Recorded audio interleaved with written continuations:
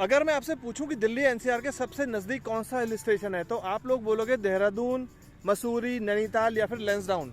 और ये जो मेरे पीछे आप लैंडस्केप देख रहे हो, यहाँ तक आने में हमें दिल्ली से सिर्फ 3 घंटे लगे हैं। और ये लोकेशन इतनी अच्छी है, यहाँ पर देखो पीछे, मेरे पीछे देखिए, ऊंचे ऊंचे हरे भरे पहाड़ और एक बड़ी सी झील, नैनीताल से भी बड़ी झील, और राजपूतों के इतिहास को बताते हुए बड़े बड़े किले, बहुत अच्छे अच्छे किले। और वहीं दिल्ली की जो स्ट्रीट फूड्स की मार्केट होती है, डिलीशियस स्ट्रीट फूड्स की जो मार्केट होती है, वो सब कुछ यहाँ पे है। तो ये एक परफेक्ट वीकेंड गेटवे के लिए दिल्ली से सिर्फ और सिर्फ 3 घंटे की दूरी पर हिल स्टेशन है जिसका नाम है अलवर। तो इस व्लॉग में हम आपको अलवर की ये सारी फेमस चीज़ें दिखाएंगे और 2 डेज में आप अलवर कैसे एक्सप्लोर कर सकते हैं ये पूरा बताएंगे।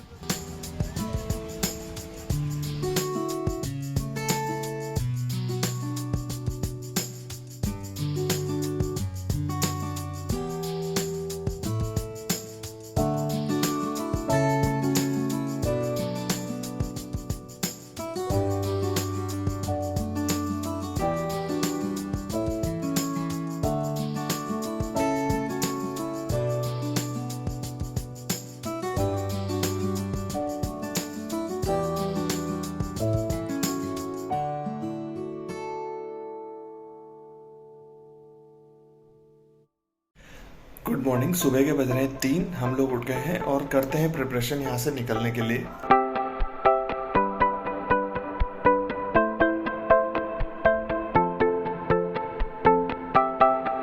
और बाहर का नज़ारा हमारी बालकनी से कुछ इस तरह का दिखाई देता है। तो ये देखिए, ये पूरा सेक्टर 78 है।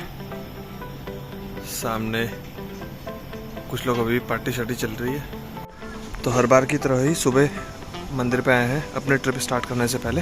तो जर्नी स्टार्ट कर रहे हैं हम यहाँ से अपनी, और चलिए शुरू करते हैं अपने सफर को भगवान का नाम लेके। बोलो भगवान श्री राम की जय, बोलो बजरंगबली हनुमान की जय।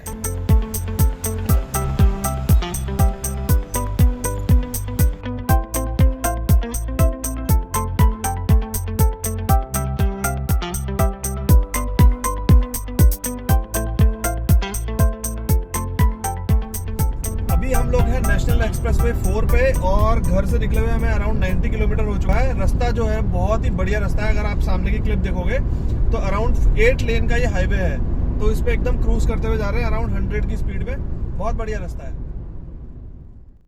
तो अलवर से अभी 65 किलोमीटर पीछे हैं हम लोग। नेशनल एक्सप्रेसवे 4 जो है वो सामने है पीछे, ये देखिए।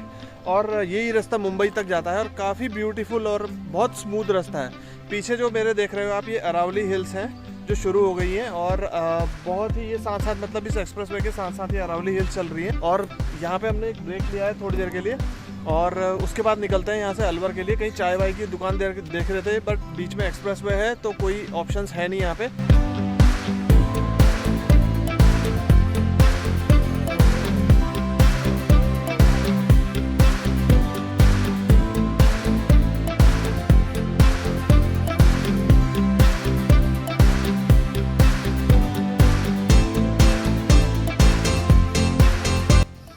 तो दोस्तों सुबह 4:30 बजे हम लोग चले थे नोएडा से और अभी बज रहा है करीब 9:30। हम लोग अलवर 8:30 बजे के आसपास पहुंच गए थे। उसके बाद हम लोगों ने यहाँ पे होटल्स देखने शुरू किए। तो जो होप सर्कस है वो अलवर का सेंटर पॉइंट है जहाँ पे आपको शाम को मार्केट्स वगैरह भी मिल जाएंगी। और उसके आसपास जो बाला किला है और जो सिटी पैलेस है वो काफ़ी नज़दीक पॉइंट्स हैं वहाँ पे। तो होप सर्कस के आसपास हम लोगों ने कुछ ऑप्शंस एक्सप्लोर करने शुरू किए, लेकिन वहाँ पे जो मेन मार्केट है ना, वहाँ पे बहुत ज़्यादा कंजस्टेड है और गाड़ियों का शोरगुल बहुत था। तो हम लोगों को किसी ने सजेस्ट किया कि आप थोड़ा सा यहाँ से 2 किलोमीटर आगे मोती डोंगरी एक जगह है, वहाँ पे आ जाइए और वहाँ पे होटल देख लीजिए। तो अभी हम हैं मोती डोंगरी में और हम लोगों ने यहाँ पे ये होटल लिया है, होटल कंफर्ट मोती डोंगरी। तो बजट में ये ऑप्शंस हैं। यहाँ पे आपको हर तरीके के ऑप्शंस मिल जाएंगे। अगर आप रिजॉर्ट देखना चाहते हैं वो भी मिल जाएंगे, बट रिजॉर्ट में थोड़ा सा ये है कि वहाँ पे मतलब हम लोग 1-2 रिजॉर्ट में भी गए, वहाँ पे बैचलर्स वगैरह हमें ज़्यादा दिखे तो हम लोग इस होटल पे आ गए। मैं आपको इस होटल की डिटेल्स शेयर करता हूँ, रूम्स दिखाता हूँ किस तरह के हैं। एंड टैरिफ जो पड़ा वो हमें 1500 पड़ा यहाँ पे विदाउट ब्रेकफास्ट। तो अभी बच्चे लोग जो हैं वो ऊपर, सुबह हम लोग तो नहा के आए थे, वो लोग जो हैं वो सुबह अभी उनको नहलाया जा रहा है, वो तैयार हो रहे हैं ताकि हम लोग फिर यहाँ से पांडुपुल हनुमान जी के मंदिर के लिए निकलें। तो मैं आपको दिखाता हूँ मीनवाइल ये कंफर्ट होटल कंफर्ट मोती डूंगरी।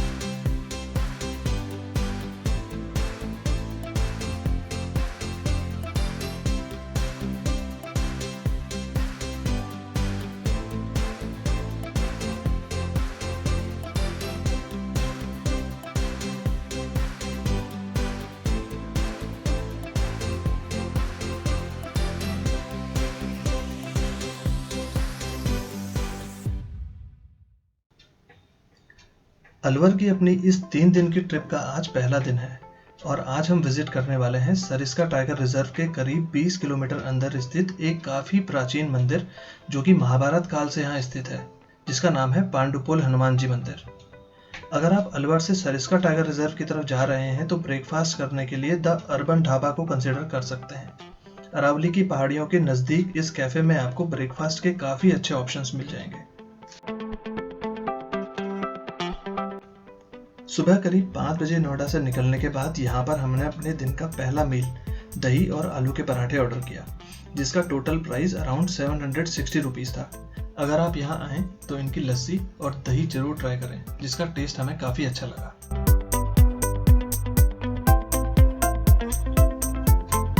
सरिस्का टाइगर रिजर्व में एंट्री करने के लिए 2 गेट हैं और अभी हम हैं इसके गेट नंबर 1 पर, जो अलवर शहर से करीब 40 किलोमीटर की दूरी पर स्थित है। अगर आप पांडुपोल हनुमान जी के मंदिर विजिट करना चाहते हैं तो आप मंगलवार और शनिवार को इस मंदिर तक अपना प्राइवेट व्हीकल लेकर के जा सकते हैं। यहाँ पर आपको अपनी प्राइवेट व्हीकल का एक एंट्री पास बनाना होगा, जिसकी कॉस्ट अराउंड 410 रुपीज़ है। अगर बाकी दिन आप यहाँ आते हैं तो आपको टाइगर रिजर्व में एंट्री करने के लिए जीप या फिर कैंटर सफारी बुक करनी होगी। जीप सफारी का कॉस्ट अराउंड 1600 रुपीज़ पर पर्सन है।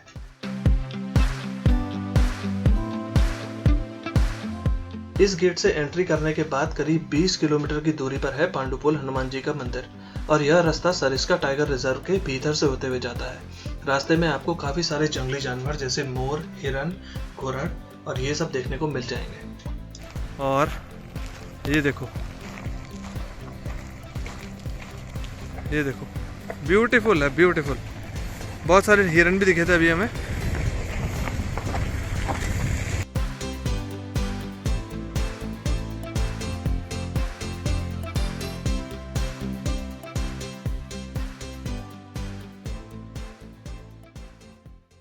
तो पांडुपोल मंदिर हम लोग पहुंच चुके हैं और कहानी कुछ ऐसी हुई कि मंदिर से 1 किलोमीटर दूर पहले ही हम लोगों को अपनी गाड़ी को पार्क करना पड़ा। यहाँ बहुत ज़्यादा जाम लगा हुआ है।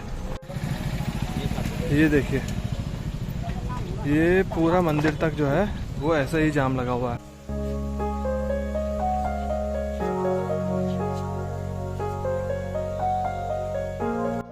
पांडुपोल हनुमान जी का मंदिर जो है वो सरिस्का के घने जंगलों के बीच में स्थित है और रास्ते में आपको हरे भरे जंगल और कई सारी वाटर स्ट्रीम्स देखने को मिल जाती हैं। इस मंदिर पर जैसे ही आप पहुंचेंगे आपको एक अलग ही वाइब्स नजर आएंगी।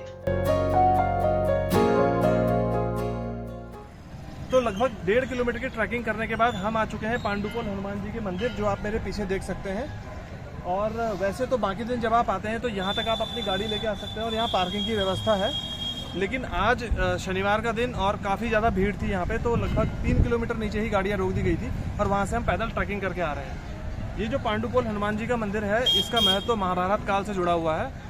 पांडवों को जब 13 वर्ष का जो वनवास हुआ था, उसमें जब वो 12 वर्ष कंप्लीट करने के बाद जो 1 वर्ष का उनका अज्ञातवास बचा था, तो उस अज्ञातवास को पूरा करते हुए वो वापस विराटनगर की तरफ आ रहे थे। तो उस समय की जो ये स्थान है, उस समय से ये जुड़ा हुआ है। और जब कहते हैं कि जब महाबली भीम को रास्ता नहीं मिला इन जंगलों से जाने के लिए, तो उन्होंने अपनी गदा के प्रहार से जो है वो पहाड़ तोड़ दिया था। और जो पहाड़ तोड़ने के बाद उस पहाड़ पे एक बहुत बड़ा एक छेद हो गया था, वो भी स्थान अभी हम लेके चलेंगे, आपको दिखाएंगे। तो उस स्थान पे जो बहुत बड़ा छेद हो गया था और वहाँ से उनको रास्ता मिला। तो ये सब जो काम भीम ने किया, उसकी वजह से उनके अंदर अहंकार आ गया और वो अपने आप को पूरे विश्व में, पूरे ब्रह्मांड में सबसे ज़्यादा शक्तिशाली समझने लगे। तो हनुमान जी ने भीम का घमंड जो है वो इसी स्थान पे तोड़ा था। और हनुमान जी ने जो रास्ता था उसमें हनुमान जी बीच में लेट गए और अपनी पूंछ जो थी उनकी वो रास्ते पे थी। तो भीम जब उस रास्ते से गुजर रहे थे तो उन्होंने हनुमान जी से पूछा कि हनुमान जी एक बूढ़े बानर का वेश धारण करके लेटे हुए थे रास्ते पे। तो भीम ने जो है हनुमान जी से बोला कि आप जो है वो ये रास्ते से अपनी पूंछ हटाइए और मुझे ये रास्ता जो है पार करके आगे निकलना है हम लोगों को। तो हनुमान जी ने बोला कि मैं काफ़ी वृद्ध बानर हूँ और मैं अपनी पूंछ हिलाने में असमर्थ हूँ, तो अगर आप में सामर्थ्य है तो आप मेरी पूंछ उठा करके साइड में रख दीजिए और निकल जाइए। तो भीम ने जब हनुमान जी की पूंछ उठानी चाहिए तो उनसे वो पूंछ जो है वो हिली तक नहीं। तो ये जो घटना हुई थी उसके बाद भीम का जो घमंड है वो टूटा था और उन्होंने हनुमान जी से हाथ जोड़ के प्रार्थना करी थी कि आप अपने असली रूप में मुझे दर्शन दें। तो इसी स्थान पे कहा जाता है कि इसी स्थान पे महाबली हनुमान जी ने भीम को दर्शन दिए थे और लेटी हुई अवस्था में यहाँ पे आपको हनुमान जी की मूर्ति दिखाई देगी। तो अभी चलते हैं मंदिर के अंदर और आपको दर्शन कराते हैं महाबली हनुमान जी के।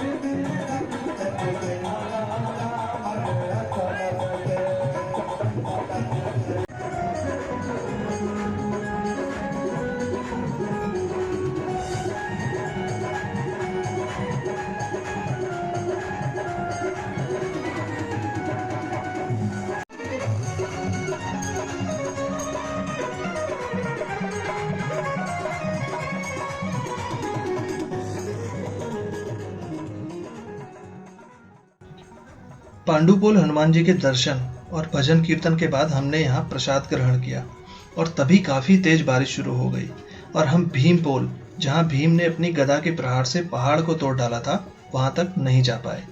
बीच बीच में मंदिर से अनाउंसमेंट भी हो रहे थे कि भीमपोल की तरफ ना जाएं, क्योंकि उस तरफ से लगती हुई एक वाटर स्ट्रीम थी जिसका वाटर लेवल काफी बढ़ गया था। करीब 2 घंटे के बाद बारिश रुकी और हम वापस अलवर की तरफ बढ़ चले।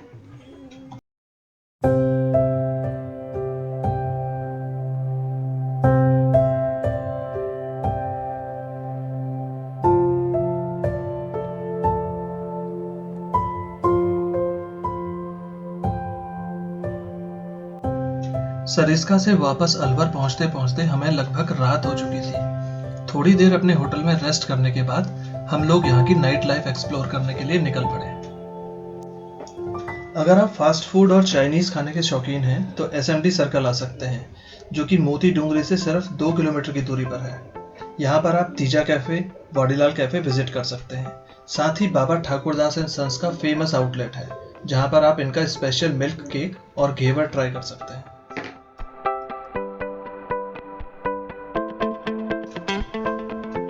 अगर आप प्रॉपर नॉर्थ इंडियन डिनर करना चाहते हैं तो SMD सर्कल के पास ही होटल इंद्रलोक विजिट कर सकते हैं।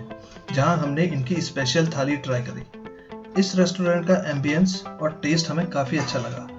इस थाली का प्राइस था 299 रुपीज़ और इसमें क्वांटिटी, क्वालिटी और टेस्ट सब कुछ हमें बहुत पसंद आया। अलवर की अपनी इस ट्रिप के दूसरे दिन यानी कि कल आपको लेकर चलेंगे यहाँ की कुछ और फेमस प्लेसेस जैसे Hope Circus, Alwar city palace, Siliserh lake और करवाजी वाटरफॉल। तब तक के लिए शुभ रात्रि।